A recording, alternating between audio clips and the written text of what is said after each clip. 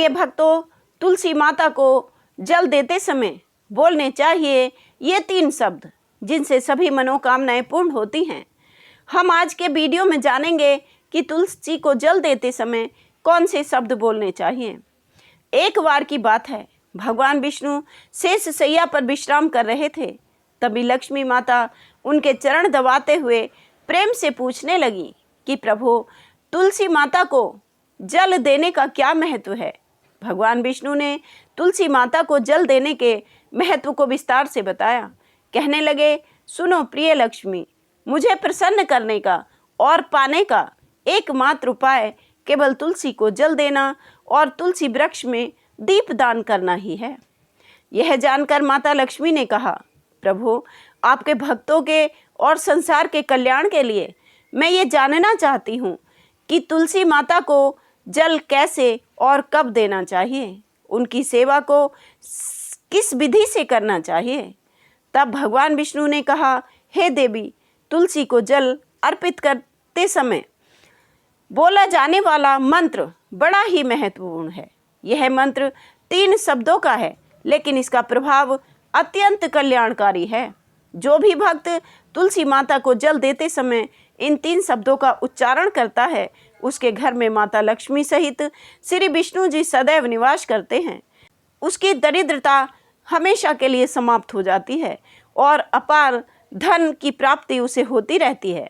भगवान विष्णु कहते हैं कि तुलसी महारानी की इस कथा को सुनने मात्र से ही मनुष्य के संपूर्ण पापों का नाश हो जाता है, और जो भी मनुष्य इस कहानी को बीच में छोड़ देता है वह अनायास ही पाप का भागीदार हो जाता है। दक्षिण दिशा में यम नगरी नाम का एक नगर था। वहाँ पर रमेश नाम का एक ब्राह्मण रहता था। जन्म से ब्राह्मण होते हुए भी वह अत्यंत पापी, दुराचारी और क्रूर था। वह धार्मिक कार्यों और ईश्वर चर्चा से हमेशा ही दूर रहता था। न वह पूजा करता, न ध्यान जप, न अतिथि सत्कार, कुछ नहीं करता था, बल्कि शराब पीना, मांस भक्षण करना जैसे निंदनीय कार्यों में लिप्त रहता था। वह दिन में अपनी जीविका चलाने के लिए घास फूस बेचता और रात में वैश्याओं के पास चला जाता। इसी प्रकार उसने अपने जीवन के कई वर्ष पाप कर्म करते हुए ही व्यतीत कर दिए। एक दिन एक मुनि की वाटिका से घास फूस, पत्ते इत्यादि काटने लगा और वहीं पर उसे एक सांप ने डस लिया। उसी समय उसकी मृत्यु हो गई। तभी यमराज के यमदूत उसकी आत्मा को यमलोक ले जाने लगे। तो मार्ग में वह ब्राह्मण यमदूत से बोले, तुम लोग मुझे कहाँ लेकर जा रहे हो? मुझे छोड़ दो, मैं मरना नहीं चाहता। वह ब्राह्मण यमदूतों से कहने लगा। तब यमदूत बोले, अरे पापी, तू स्वयं को ब्राह्मण कहता है? अब देख, तेरे पाप कर्मों के कारण यमराज कैसे तुझे घोर नरक में डालेंगे। यमलोक पहुंचने पर चित्रगुप्त ने जब ब्राह्मण का लेखा जोखा देखा तो वही यमराज से बोले, हे धर्मराज, इस ब्राह्मण ने अपने पूरे जीवन में केवल पाप कर्म ही किए हैं, इसने कभी पुण्य कर्म नहीं किए हैं। यह सुनकर यमराज ने उस ब्राह्मण को घोर नरक में डालने की आज्ञा दे दी। काफी समय तक नरक में अत्यंत दुष्कर दुखों को भोगता हुआ वह काफी लंबे समय के बाद बैल बनकर जन्म लेता है। अब बैल का शरीर पाकर उसे दिन रात बड़ी मेहनत करनी पड़ती। उसका मालिक उससे बड़ा काम करवाता था।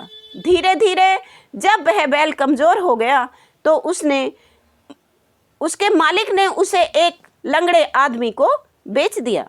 वह लंगड़ा आदमी उससे अपना बोझ उठाने का कार्य करवाने लगा। वह लंबे समय तक उस व्यक्ति के यहाँ रहा। एक दिन जब वह अपने मालिक को लेकर एक पर्वत पर चढ़ा तो अधिक परिश्रम और कमजोर शरीर के कारण वह मूर्छित होकर गिर पड़ा, लेकिन प्राण नहीं निकले। लोगों ने जब यह देखा तो उसके मुंह में पानी डालने का प्रयास किया। तभी एक अत्यंत धार्मिक पुण्यवान व्यक्ति वहां से गुजरा और बैल की हालत देखकर उसने अपने पुण्य का चौथा भाग उस बैल को दे दिया। यह देखकर अन्य लोगों ने भी उसे अपने पुण्य का कुछ भाग दान कर दिया, लेकिन बैल की मुक्ति ना हुई। वहां खड़ी एक वेश्या ने जब यह सब देखा तो उसने भी अपना पुण्य उस बैल को दे दिया, जिसके प्रभाव से उस बैल की मृत्यु हो गई। और यमदूत उस बैल के शरीर को, उस ब्राह्मण की आत्मा को निकालकर यमलोक ले गए। जब एक बार फिर चित्रगुप्त ने उसका लेखा जोखा देखा तो उन्हें बड़ी हैरानी हुई, क्योंकि वैश्या द्वारा दिए गए पुण्यों के दान के कारण उसके सभी जन्मों के पाप नष्ट हो गए थे। तब यमराज ने कहा, हे ब्राह्मण, उस वैश्या ने तुम्हारे ऊपर बड़ा उपकार किया है। उसी के पुण्यों के दान के प्रभाव से तुम्हारे सारे पाप मिट गए हैं और एक बार फिर तुम्हें मनुष्य के रूप में जन्म मिलेगा। और फिर उसका जन्म एक उच्च उत्तम कुल ब्राह्मण में हुआ, लेकिन उसके पुण्यों का प्रभाव इतना बड़ा था कि उसे पूर्व जन्म की अपनी हर बात याद थी। जब उसे याद आया कि एक वैश्या के पुण्यों के कारण उसे बैल की योनि से छुटकारा मिला, तो फिर से यह ब्राह्मण कुल और मनुष्य शरीर को प्राप्त हुआ है, तो वह उस वैश्या का पता लगाकर उसी नगर में जा पहुंचा जहां वह वैश्या रहती थी, जो अब बूढ़ी हो चुकी थी।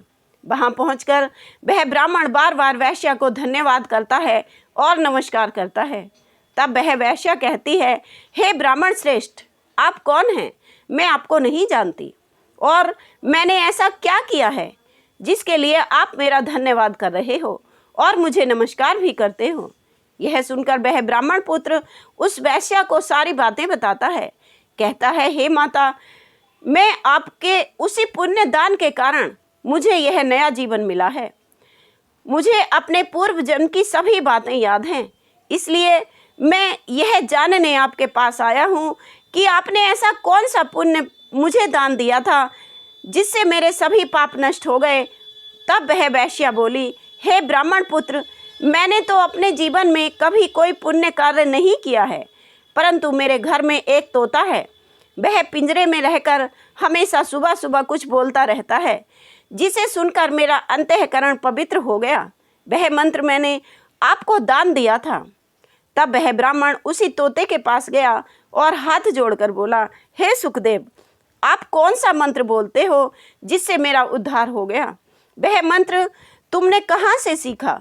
तब तोते ने अपने पूर्व जन्म का वृतांत सुनाना प्रारंभ किया। हे ब्राह्मण श्रेष्ठ, पिछले जन्म में मैं एक ब्राह्मण था, लेकिन मुझे अपने ज्ञान पर बड़ा अहंकार था। मैंने कभी अपने गुरुजनों, अपने बड़ों का आदर सत्कार नहीं किया, बल्कि उनका बार बार अपमान किया। मैं इतना उद्दंड हो गया कि विद्वानों का भी मैं अपमान करने लगा, सबको तुच्छ समझने लगा, और ऐसे ही कुछ काल बाद मेरी मृत्यु हो गई। और मेरे इन्हीं पापों के कारण मुझे तोते के कुल में जन्म लेना पड़ा, और मेरे जन्म के बाद ही मेरी माता की भी मृत्यु हो गई। मैं भूख प्यास से तड़प कर पृथ्वी पर गिर पड़ा। तभी कुछ संत उसी रास्ते से जा रहे थे और उन्होंने मेरी दयनीय अवस्था को देखकर मुझे उठा लिया, अपने आश्रम में ले गए। वहाँ उन्होंने मेरी बड़े प्यार से देखभाल की और मेरा सुंदर पिंजरा बनवाया। उस आश्रम में उन संतों की पत्नियां और बच्चे रोजाना तुलसी जी को जल अर्पित करते और एक मंत्र का जाप करते थे। उनके मुख से बार बार उस मंत्र का जाप सुना तो मैंने उसको याद कर लिया और मैं निरंतर उसी मंत्र का जाप करता हूँ। लेकिन एक दिन एक चोर उस आश्रम में आया और उसने मुझे चुरा लिया और इस वैश्या को बेच दिया। तब से मैं यहाँ इसी के पास हूँ और वही मंत्र में जाप करता हूँ। इस मंत्र से ही इस वैश्या का अंतःकरण पवित्र हो गया और इसने वह घिनौना काम भी छोड़ दिया तथा भगवान श्री हरि की भक्ति करने लगी। और इसी मंत्र के दान से तुम्हारे पाप नष्ट हो गए। अब तो उस ब्राह्मण पुत्र ने ये तय कर लिया कि वह भी प्रतिदिन तुलसी महारानी को जल अर्पित करेगा, नित्य उसी मंत्र का जाप करेगा। प्रिय भक्तों, इसी मंत्र के प्रभाव से वह तोता, वह ब्राह्मण पुत्र और वह वैश्या तीनों अपने अपने पापों से मुक्त होकर बैकुंठ धाम को प्राप्त हुए। प्रिय भक्तों, जो भी लोग इस कार्तिक मास में नित्य तुलसी सेवा करते हैं, उनके पुण्य हमेशा हजारों गुना बढ़ते चले जाते हैं और उनके जीवन में सुख शांति धन धान्य किसी चीज की कमी नहीं होती। राधे राधे।